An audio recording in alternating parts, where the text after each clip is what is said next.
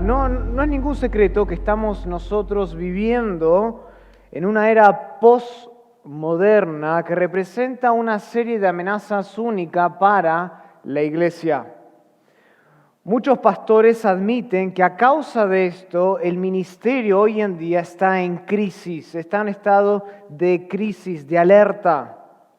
Hoy se está obligando al cristianismo a adoptar la experiencia por sobre la verdad. De hecho, los conceptos de verdad absoluta, los conceptos de verdad moral ahora son rechazados en nuestra cultura posmoderna con su predominante actitud de escepticismo, subjetivismo y relativismo.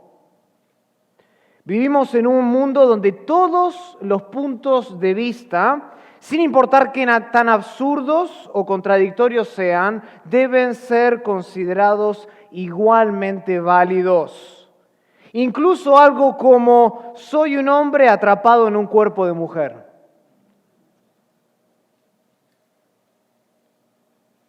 Ya se trate de política o de religión, en la actualidad, hermanos, la emoción ha reemplazado a la razón, la experiencia a la verdad. Lamentablemente, entonces, la mayoría de los ministros creen que el medio más eficaz de alcanzar a este mundo posmoderno es que la iglesia se vuelva más atractiva, más relevante para la cultura. La iglesia debe reinventarse, acomodar su mensaje evangélico a la cultura, ser menos dogmática, más terapéutica, más tolerante, más entretenida. La iglesia debe consentir a la cultura, dicen muchos, asumir sus causas sociales, incluso adoptar su forma y nunca oponerse a la cultura.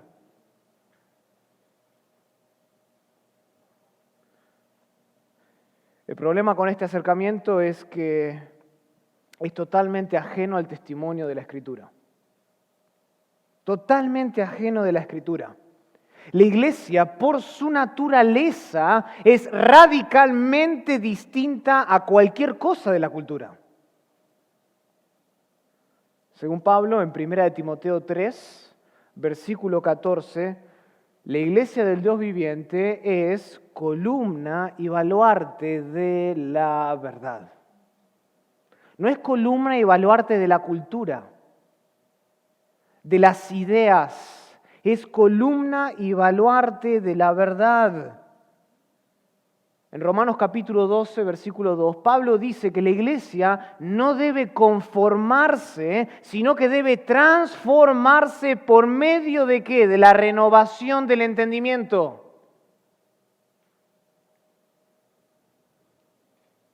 Entonces, la responsabilidad de la iglesia consiste en sostener firme e inquebrantablemente la verdad de Dios en el mundo y no según al mundo.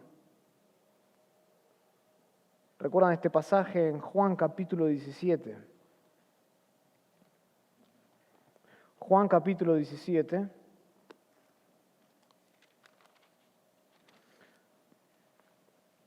Me encanta este pasaje, es la oración de Jesús. Dice versículo 13, pero ahora yo voy a ti y hablo esto en el mundo para que tenga mi gozo cumplido en sí mismo. Escuchen estas palabras. Yo les he dado tu palabra. Jesús dice eso de sus discípulos. Yo les he dado tu palabra. ¿Se recuerdan? En la sesión de preguntas y respuestas, nosotros somos mayordomos de la palabra de Dios. Aquí está.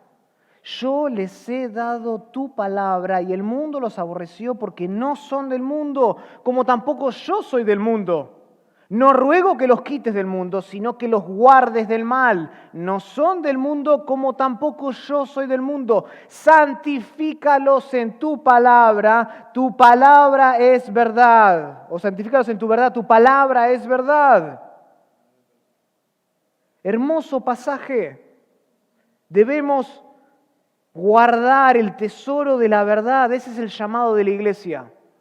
Debemos proteger la palabra de verdad y al hacerlo ser santificado por ella. Porque Dios no nos quita del mundo, nos deja en este mundo para hacer testimonio de la verdad al mundo. O sea, la solución, hermanos, ante la cultura posmoderna que muchos estamos enfrentando, especialmente en el ministerio y precisamente sus hijos en las escuelas, no es reinventar la iglesia. Esa no es la solución. La solución no es reinventar la iglesia para hacerla más relevante según las normas de la cultura moderna.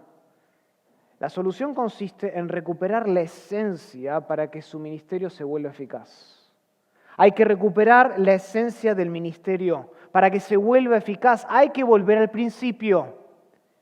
Y para eso es necesario considerar otra vez el ejemplo de Esdras. Y quiero que me acompañen a Nehemías capítulo 8. Nehemías capítulo 8. Ese va a ser el pasaje en el que vamos a estar esta tarde. Dice así la palabra de Dios, Nehemías capítulo 8, versículo 1. Venido el mes séptimo, los hijos de Israel estaban en sus ciudades y se juntó todo el pueblo como un solo hombre en la plaza que está delante de la puerta de las aguas, y dijeron a Esdras, el escriba, que trajese el libro de la ley de Moisés, el cual Jehová había dado a Israel. Y el sacerdote, noten que en el versículo 1 dice que era escriba, ahora lo llama sacerdote, lo mismo que habíamos visto en Esdras capítulo 7.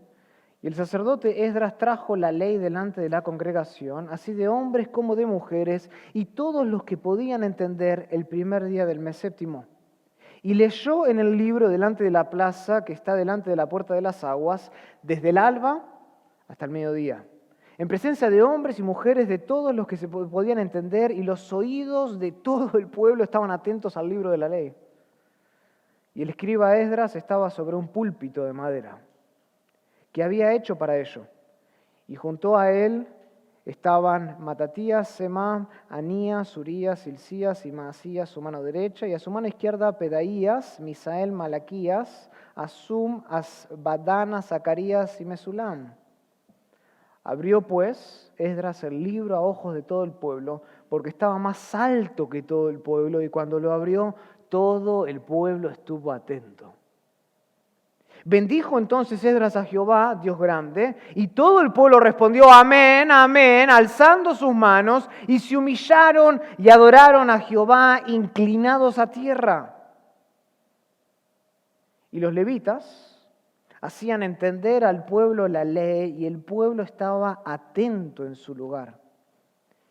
Y leían en el libro de la ley de Dios claramente y ponían el sentido de modo que entendiesen la lectura. Esa es la palabra de Dios. Oremos. Querido Padre, te damos gracias porque nos has dado la oportunidad, Señor, de reunirnos todo un día para enfocarnos, Señor, en tu palabra. El foco de nuestra atención hoy ha sido tu palabra. Qué privilegio, qué dicha es poder juntarnos todos juntos, Señor, y venir para aprender como mendigos las verdades de tu palabra. Padre, te ruego que tu Espíritu ahora opere en los corazones de aquellos que están aquí. Que tu palabra pueda obrar en esos corazones, los cuales tú has preparado de antemano. Y que al recibir la palabra, Señor, nos prepares también para hacer las buenas obras, las cuales tú también has preparado de antemano, para que anduviésemos en ellas. Todo lo que somos, Señor, lo debemos a ti. Incluso, Señor, el arte de interpretar el texto y aprender, Señor, lo debemos a ti. Nada podemos hacer separados de Jesús. Pedimos que nos asistas, Padre.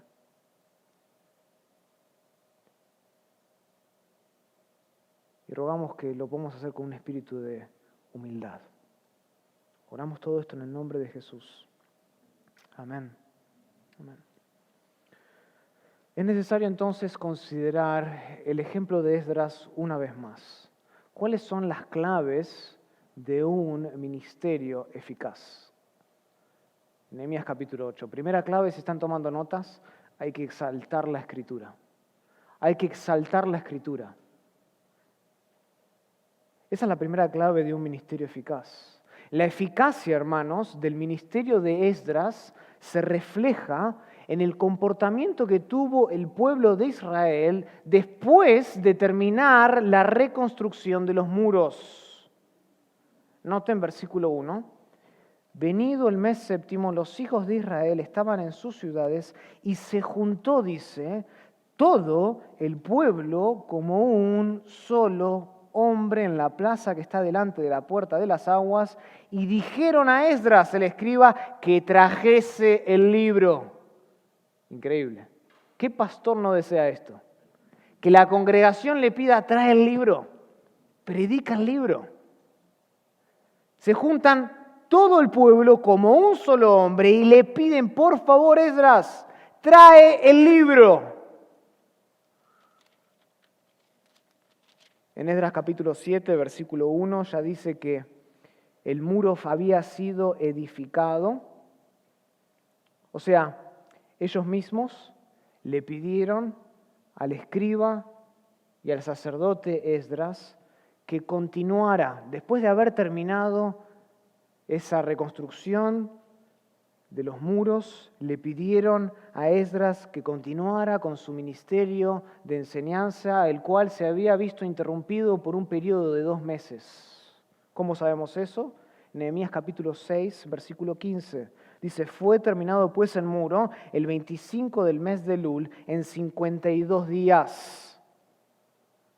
El ministerio de Esdras había sido interrumpido durante 2 meses por la reconstrucción de los muros.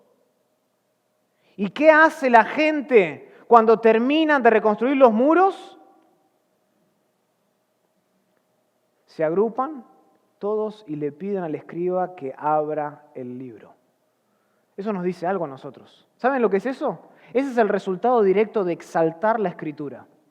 De alguien que ministra exaltando la Escritura. Produce un afecto en la audiencia y la gente quiere más, no menos.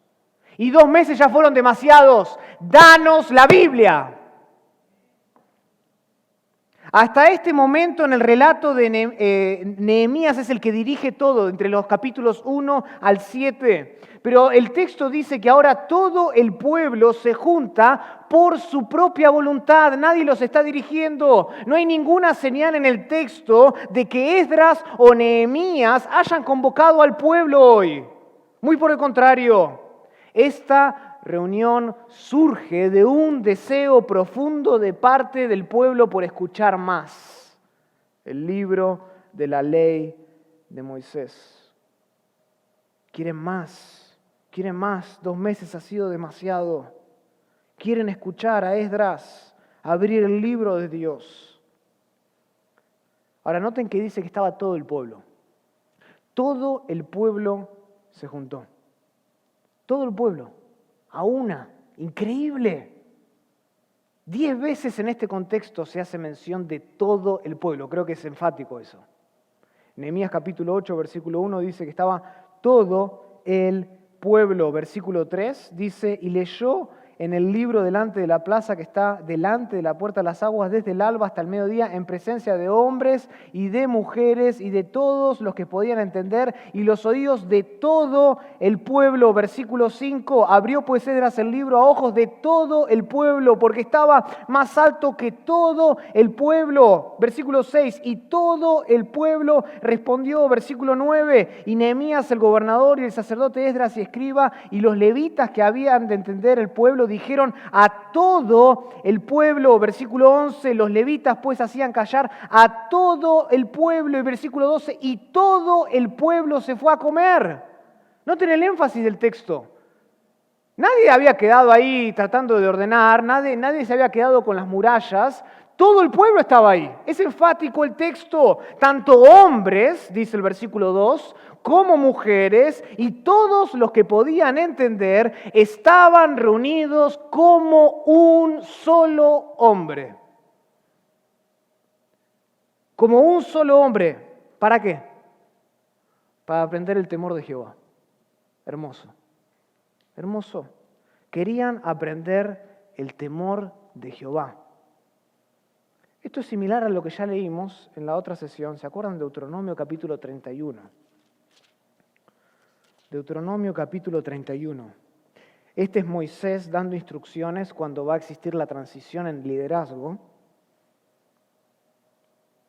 Y dice el versículo 9, y escribió Moisés esta ley y la dio a los sacerdotes, hijos de Leví, que llevaban el arca del pacto de Jehová y a todos los ancianos de Israel, y les mandó Moisés diciendo, al fin de cada 7 años, en el año de la remisión, en la fiesta de los tabernáculos, cuando viniere todo Israel a presentarse delante de Jehová tu Dios en el lugar que él escogiere, leerás esta ley delante de todo Israel a oídos de ellos.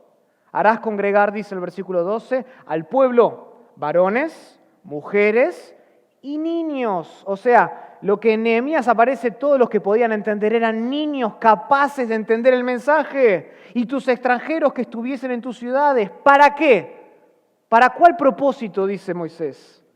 Para que oigan, para que aprendan y teman a Jehová vuestro Dios y cuiden de cumplir todas las palabras de esta ley. ¿Saben en qué tiempo está predicando acá Nehemías capítulo 8? En la fiesta de los tabernáculos. Él está haciendo caso a lo que Moisés había dicho en Deuteronomio capítulo 31. Pero hay algo aquí. Moisés había dicho que tenían que reunir al pueblo, ¿no es cierto? Acá el pueblo se reúne solo. El pueblo se reúne solo, como un solo hombre. Están delante del escriba, del sacerdote Esdras, y le piden, danos más. Léenos el libro, como un solo hombre. Esta última frase, un solo hombre, se utiliza muy pocas veces en el Antiguo Testamento. Solo aparece un total de 9 veces en todo el Antiguo Testamento y se refiere a la unidad poco característica del pueblo de Israel. Si había algo que caracterizaba a Israel, no era su unidad, era todo lo contrario. Era la contienda, las divisiones. Números 14, versículo 15, Jueces 6, 16, Jueces 20, tal vez es un buen ejemplo para que vean otro uso de esta frase. Jueces capítulo 20,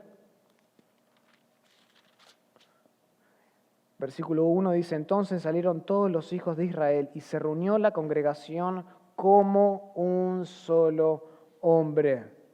Versículo 8, entonces todo el pueblo como un solo hombre se levantó. Versículo 11, y se juntaron todos los hombres de Israel contra la ciudad, ligados como un solo hombre, hermanos. En este momento no había ningún tipo de divisiones en Israel. Todo lo contrario. Se esforzaron por habitar en armonía, como dice el Salmo 133, versículo 1, para escuchar con detenimiento, con atención, la lectura de la palabra de Dios. Esto marca un contraste con lo que el libro de Nehemías, el relato, viene diciendo. Noten. Capítulo 5, versículo 1, dice que entonces hubo un gran clamor del pueblo y de sus mujeres contra sus hermanos judíos. No había unidad, todo lo contrario. Capítulo 6, de Nehemías, versículo 17. Asimismo, en aquellos días iban muchas cartas de los principales de Judá a Tobías, y las de Tobías venían a ellos, porque muchos en Judá se habían conjurado con él, porque era yerno de Secanías, hijo de Ara, y Johanán, su hijo, había tomado por mujer a la hija de Mesulum, hijo de Beraquías. También contaban delante de mí las buenas obras de él, y a él le referían mis palabras, y enviaban Tobías cartas para atemorizarme, dice. Si había algo que marcaba al pueblo de Israel, incluso durante este tiempo de reconstrucción, es que había gente que quería atemorizar a otra, no había unidad. Pero en Nehemías capítulo 8 los muros son reconstruidos y el pueblo como un solo hombre pide y demanda que el escriba Esdras abra el libro. Habitaban juntos en armonía. Se estima que en ese momento se juntaron por lo menos 42.360 personas.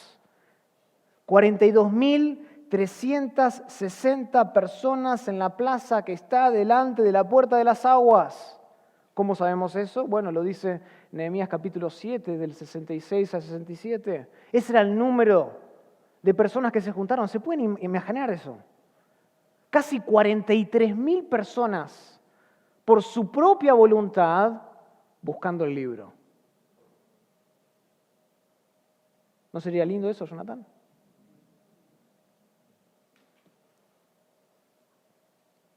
¿Y qué pasa? El pueblo quiere el libro. Versículo 5. Abrió, pues, Esdras el libro a ojos de todo el pueblo, porque estaba más alto que todo el pueblo, y cuando lo abrió, todo el pueblo que se había reunido como un solo hombre estuvo atento. Si había algo que cautivaba al pueblo en ese momento, ¿saben qué era? La palabra de Dios. La palabra de Dios. Noten lo que trae armonía. Lo que cautiva al pueblo, ¿qué es? La exaltación de la palabra de Dios. Eso es lo que une al pueblo. Cuando la palabra es exaltada. Esto es aún más evidente en otras traducciones. Literalmente, el versículo 5 termina de esta manera. Y cuando lo abrió el libro, todo el pueblo se puso de pie, dice. Todo el pueblo se puso de pie. ¿Por qué se puso de pie el pueblo? Porque tenían reverencia a la palabra de Dios. Reverenciaban la palabra de Dios. Hubo un temor inmediato, reverente, que cautivó por completo a todo el pueblo. Y no fue el carisma de Esdras lo que cautivó al pueblo. Lo que cautivó al pueblo fue este libro, que fue abierto. En el momento que lo abrió, todos se quedaron atentos a lo que el libro tenía que decir. Hubo un temor reverente, se pusieron de pie tanto hombres como mujeres y todos los que podían entender, sí, los niños, incluso los niños, no estaban en la guardería. Los que podían entender estaban ahí y se pararon porque sabían que estaban por escuchar en este momento la palabra de Dios que está por encima de todo.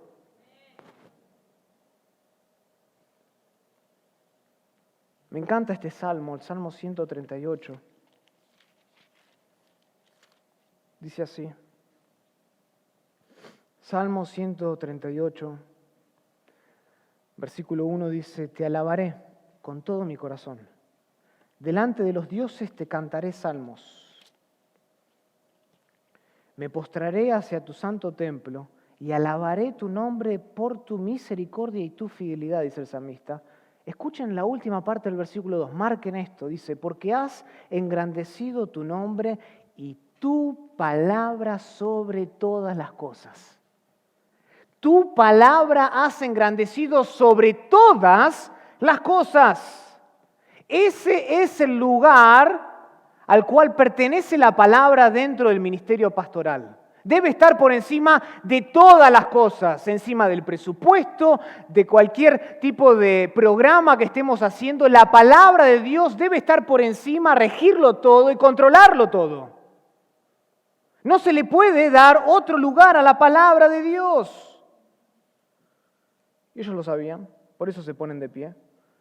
Esta actitud de reverencia de ellos revela que entendían la autoridad divina de las Escrituras, como así también su posición ante dicha autoridad.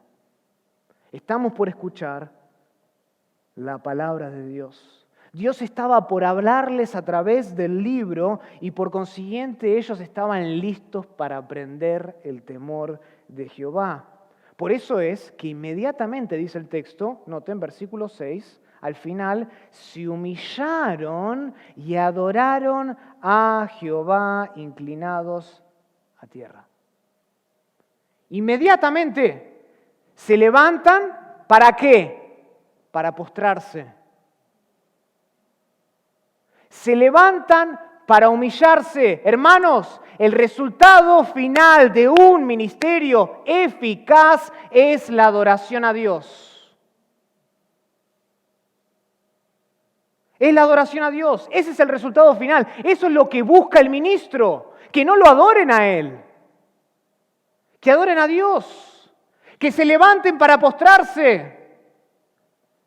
Ese es el resultado final y eso es lo que todo ministro debe buscar, que adoren a Dios. El ministro debe hacer lo imposible para pasar desapercibido en el púlpito. Él no es el foco de atención. Esdras no era lo que cautivaba al pueblo. El pueblo no vino a buscar, danos a Esdras. Querían el libro, pero el libro no se lee por sí mismo, alguien tiene que explicarlo. Y para eso está el ministro. Pero el ministro tiene que pasar desapercibido. Porque acá lo que el pueblo quiere hacer y viene a hacer es adorar a Dios, no al ministro. Ahora, para que el ministerio sea eficaz, hermanos, debe haber un temor reverente en el ministro primero. Para que el pueblo sea capaz de reverenciar a la palabra de Dios, el ministro primero debe tener esta actitud delante de la palabra. Esta es la clave fundamental de un ministerio de enseñanza eficaz. El ministerio que agrada a Dios y que Dios bendice nace, como vimos antes, de un compromiso firme, inquebrantable e implacable con la Escritura. Esdras era un ministro exitoso público porque él tenía este tipo de compromiso en lo privado cuando nadie lo veía. Esdras 7:10. Él tenía un temor reverente por la palabra.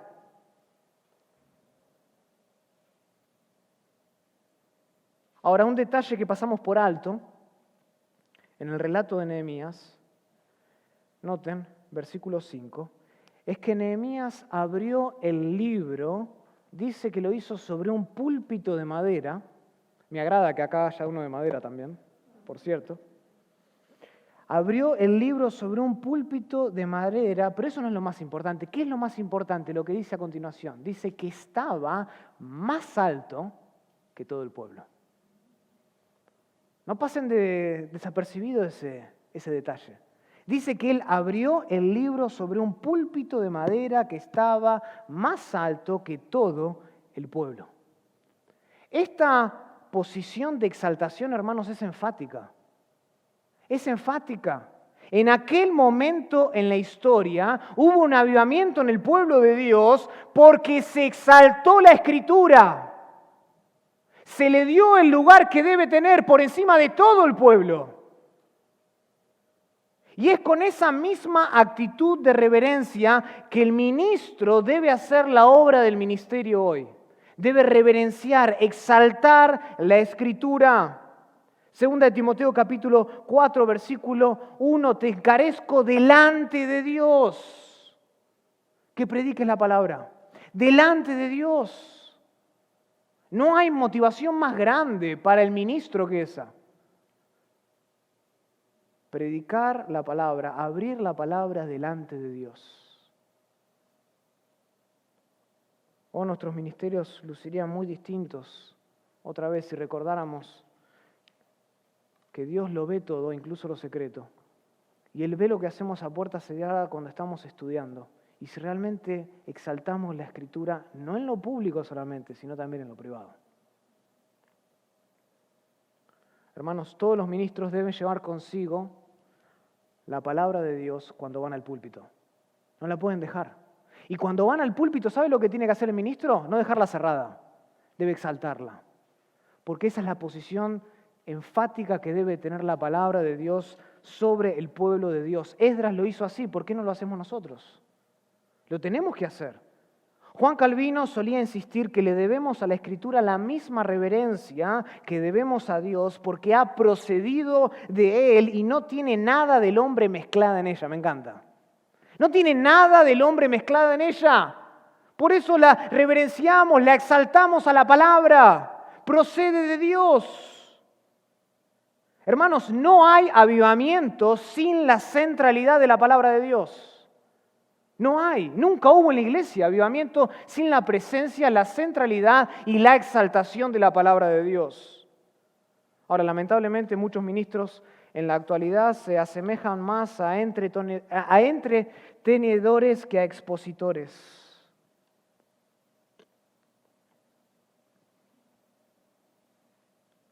y le ponen títulos a sus sermones como el sapo. Payasos, charlatanes que ni siquiera se consideran pastores.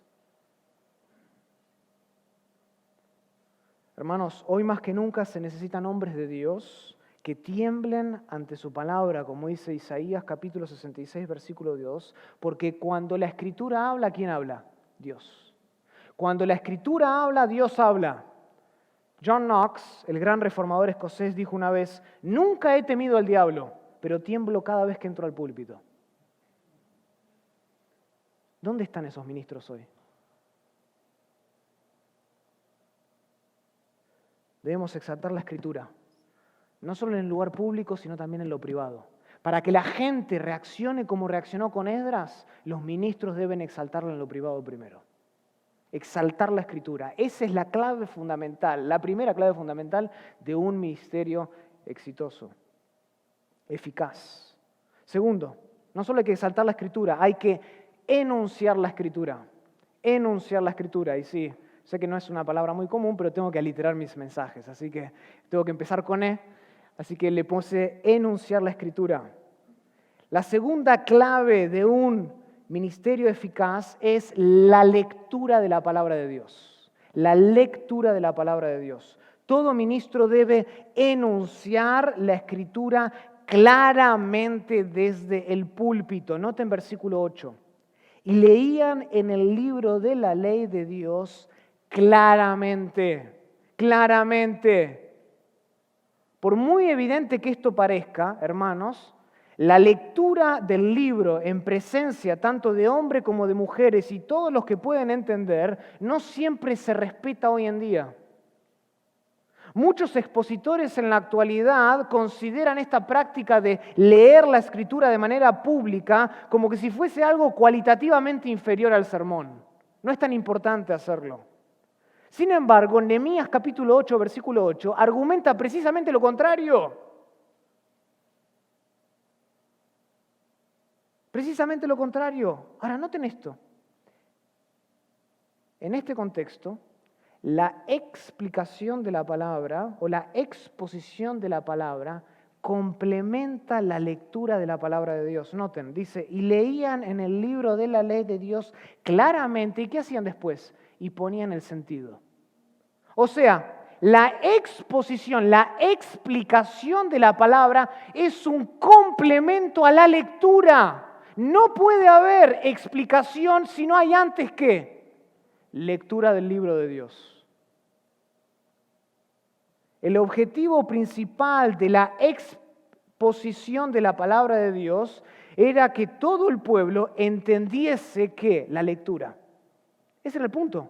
Que entendiesen la lectura. En otras palabras, Esdras y los levitas se esforzaban por pronunciar cada frase del libro de la ley de Dios de la manera más clara posible para que su contenido fuese fácilmente entendible.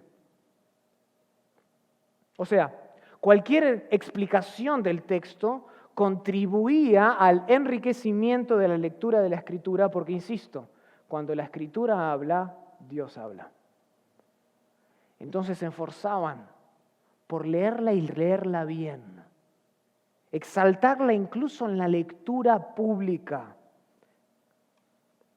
De modo que cuando los ministros hoy se alejan de la lectura pública de la palabra de Dios, también mayor es el riesgo de añadir explicaciones incorrectas de lo que el texto quiere decir. El ejemplo más extremo de esto se da cuando los ministros ni siquiera llevan la palabra de Dios al púlpito. En ese momento, cuando el ministro deja a un lado la palabra de Dios y no la abre y no la lee y no la exalta, en ese preciso momento el pueblo de Dios queda a la deriva de un supuesto mensaje bíblico que ni siquiera ellos pueden escudriñar. Porque el pastor no les muestra dónde está en el libro. Como lo hacían, ¿se acuerdan en Hechos capítulo 17, versículo 11? Los hermanos en Berea, los bereanos, que escudriñaban en sus Biblias lo que Pablo decía, ¿será esto realidad? ¿Será esto verdad?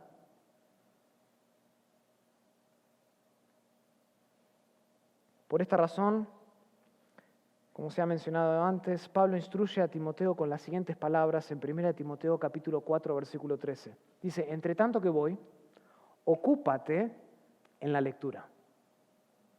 Noten, la lectura, dice, viene antes que la exhortación y la enseñanza. Interesante el orden. Ocúpate de la lectura pública, de la exhortación y de la enseñanza. No puede haber enseñanza, no puede haber exhortación donde no hay lectura de la palabra, porque la exhortación y la exposición del texto contribuyen al enriquecimiento de la lectura de la palabra de Dios, son el complemento. Hermanos, esta ha sido una de las claves de todo ministerio eficaz desde el principio de la era de la iglesia. En el día de Pentecostés, el pastor Jonathan decía justamente en Hechos capítulo 2 que Pedro predicó un sermón poderoso, quizás uno de unos sermones más poderosos que marcó un antes y un después en la historia. ¿Y por qué era tan poderoso? En gran parte porque estaba saturado con la Biblia.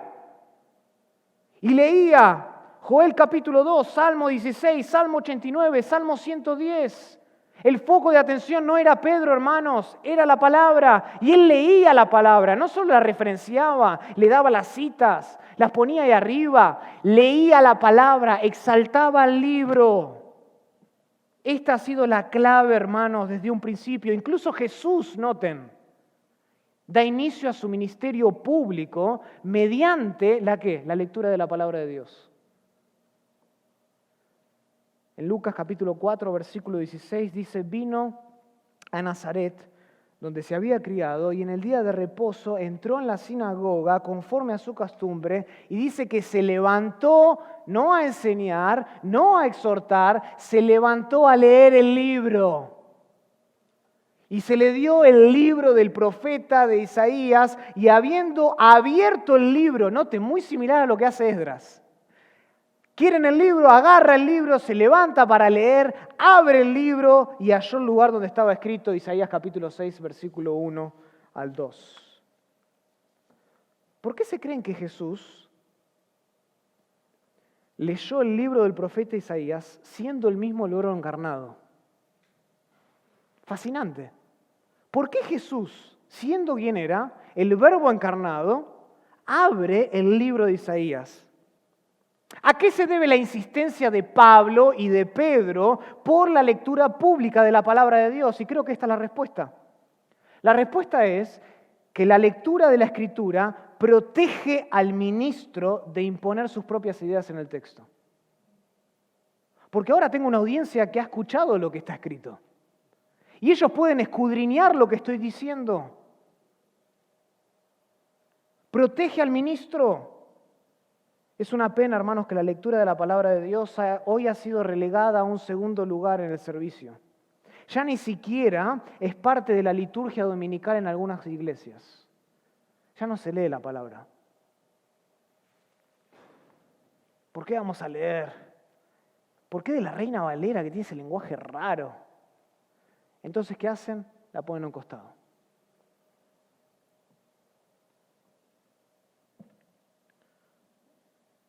Cierta persona declaró una vez, hay muchas veces que ya he llegado a pensar que la Biblia se leyó con menos preparación que los anuncios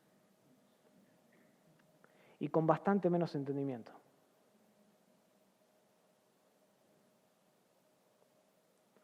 Me pone nervioso a mí cada vez que veo a gente leer la Biblia sin haberse preparado antes. Como que si estuviese leyendo el diario de la mañana. El newsfeed de Facebook o lo que fuese. No reverenciándola de la manera que se merece, por lo que es. Si se ponen a pensar, hermanos, la lectura de la palabra de Dios es la única parte del sermón que es infalible en cierto sentido. Entonces, todo ministro debe hacer un esfuerzo profundo por leerla como si verdaderamente creyera esto. Es la palabra de Dios. Es incongruente leer la Escritura de manera aburrida, de manera monótona, cuando hay vidas que literalmente dependen de ella.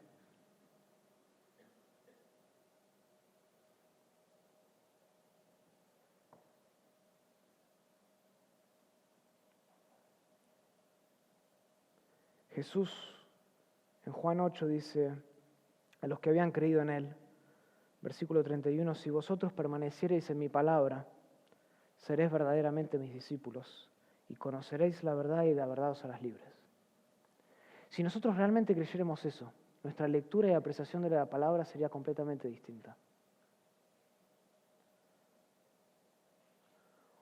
Un ministerio eficaz está marcado por una lectura pública apasionada de la palabra de Dios.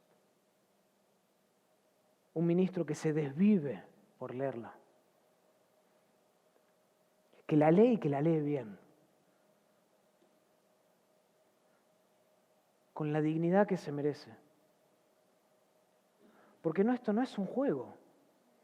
Hay vidas que literalmente dependen de esto.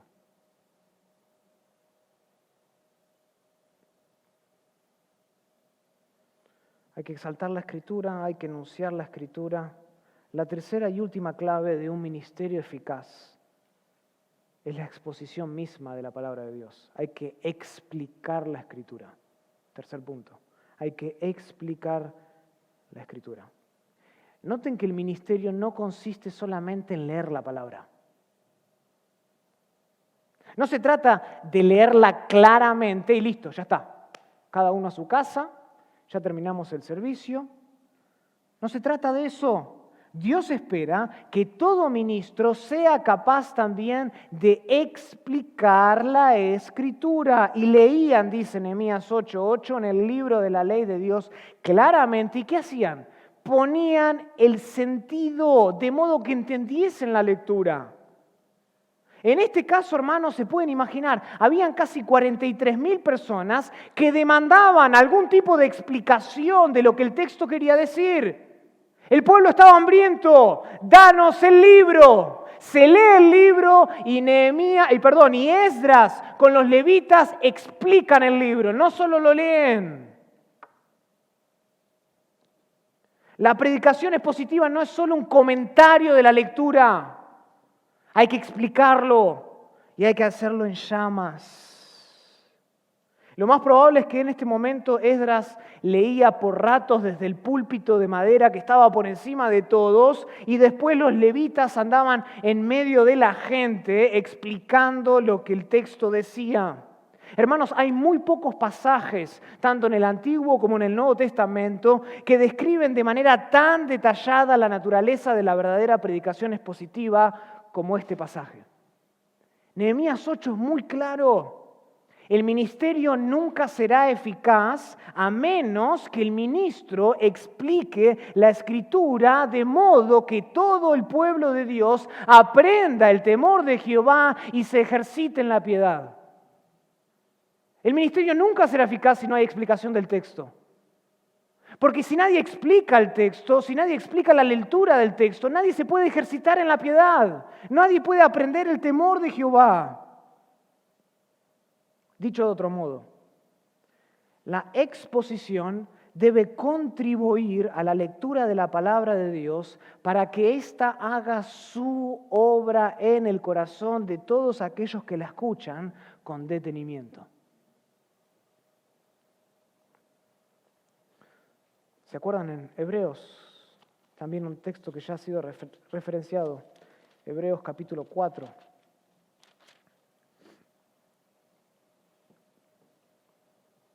Porque la palabra de Dios, dice versículo 12, es viva.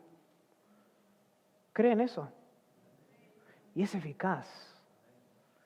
¿Quieres un ministerio eficaz? Exalta la palabra. Porque ella está viva y es eficaz. Y es más cortante que toda espada de 2 filos y penetra hasta partir el alma y el espíritu, las coyunturas y los tétanos, y discierne los pensamientos y las intenciones del corazón. Y no hay cosa creada que no sea manifiesta en su presencia. Antes bien, todas las cosas están desnudas y abiertas a los ojos de a quien tenemos que dar cuenta. Noten que el texto dice que la palabra de Dios es viva y eficaz y que penetra. Noten que el texto no dice que el ministro es el que hace eso. No es el ministro que está vivo y eficaz y que penetra hasta partir el alma. Si hay algo que trae convicción, que redarguye, es la palabra de Dios.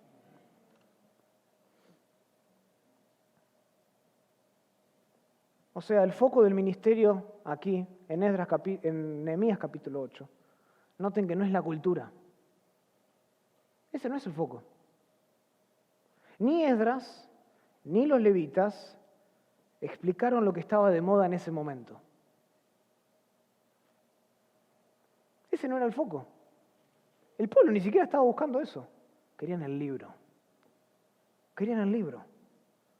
Se enfocaron por completo en el libro de la ley de Dios. Su preocupación fundamental era encontrar el sentido, ponerle el sentido del texto para que tanto hombres como mujeres y todos los que podían entender comprendiesen la lectura de la palabra de Dios. Ahora noten que en este pasaje se hace hincapié de manera particular en el entendimiento del pueblo de Dios. Hay un total de 7 referencias dentro del contexto a esta idea. Noten, Nehemías capítulo 8, versículo 2. Y el sacerdote Esdras trajo la ley delante de la congregación, así de hombres como de mujeres, y todos los que podían, ¿qué? Entender. Versículo 3. Y leyó en el libro delante de la plaza que está delante de las puertas de las aguas, desde el alba hasta el mediodía, en presencia, dice, no solo de hombres y mujeres, sino de todos los que podían entender. Versículo 7. Y los levitas hacían entender al pueblo la ley. Versículo 8. Y leían en el libro de la ley de Dios claramente y ponían el sentido de modo que entendiesen la lectura. Versículo 9. Y Nehemías y el gobernador y el sacerdote Esdras escribe los levitas que hacían entender al pueblo. Versículo 12. Y todo el pueblo se fue a comer y a beber y a obsequiar porciones y a gozar de grande alegría porque habían ¿qué? Entendido. Versículo 13. Al día siguiente se reunieron los cabezas de las familias de todo el pueblo, sacerdotes y levitas, a Esdras el escriba, para entender las palabras de la ley. Creo que es claro el énfasis. Todo esto indica que el entendimiento de la palabra de Dios está en el corazón de la predicación expositiva. El entendimiento está en el corazón de la verdadera predicación expositiva, no las emociones. ¿Notaron eso, no? La emoción acompañó certeramente eso, porque dice que cuando escuchan levantan sus manos, se humillan y se postran. No hay nada malo con las emociones, pero lo que regulaba y lo que regula la predicación expositiva no son las emociones del pueblo, no son las emociones del predicador. Lo que regula y la marca distintiva de la predicación expositiva es obtener entendimiento de la palabra de Dios. O sea, el sentido original del texto no es un asunto periférico del ministerio, hermanos. Es esencial. Es la primera responsabilidad de un ministro, dice Juan Calvino, dejar que su autor diga lo que dice en lugar de atribuirle lo que creemos que debería decir. En su esencia, entonces, si alguien quiere una definición, la predicación expositiva es la exaltación de la Escritura mediante la explicación de lo que el texto dice a fin de que el entendimiento del pueblo de Dios sea renovado según la buena voluntad de Dios. Eso es predicación expositiva. Es exaltar el texto mediante la explicación del texto a fin de que el entendimiento del pueblo sea renovado para la gloria de Dios. Romanos 12, versículo 2. Que seamos transformados. La transformación, hermanos, la santidad, la vida de piedad, no viene a través de una serie de reglas. Viene a través del entendimiento de la palabra de Dios. Es justamente lo que pasó en Nehemías capítulo 8, versículo 12. Dice que se fueron porque habían entendido. Se fueron, estaban alegres, habían entendido las palabras. Hermanos, solo cuando esto sucede, el ministerio se vuelve eficaz porque la palabra de Dios no vuelve vacía, sino que logra su propósito. ¿Y saben cuál es el propósito de la palabra de Dios? Lo que yo llamo la cristoformidad, cambiarnos a imagen de Jesús. Romanos capítulo 8. Conocen este pasaje, versículo 28, y sabemos que los que aman a Dios, todas las cosas le ayudan a bien. Esto es, a los que conforme a su propósito son llamados. Escuchen el 29. Porque los que antes conoció, también los predestinó ¿para qué? Para que fuesen hechos conformes a la imagen de su Hijo. Ese es el plan eterno, hermanos. ¿Y saben cuál es el medio de transformación? La explicación de la palabra de Dios. Ese es el objetivo, el ministro, que el pueblo de Dios sea transformado por el entendimiento, porque solo eso trae cambio. No hay ninguna plataforma, no hay ningún presupuesto, no hay nada, hermanos. Ningún evento que traiga transformación excepto cuando el libro de Dios se abre, se explica, se lo reverencia, se lo exalta y el pueblo de Dios se va, habiendo entendido la palabra de Dios. Y la palabra de Dios no vuelve vacía, sino que produce en ellos la semejanza, produce los afectos que la Biblia demanda, porque Dios nos ha dejado su palabra para eso, para hacernos verdaderamente libres.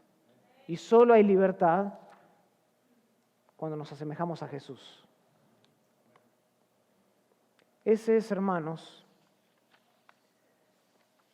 justamente, hay que exaltar la Escritura, hay que explicar la Escritura, enunciar la Escritura y hay que explicar la Escritura. Esa es la clave de un ministerio eficaz.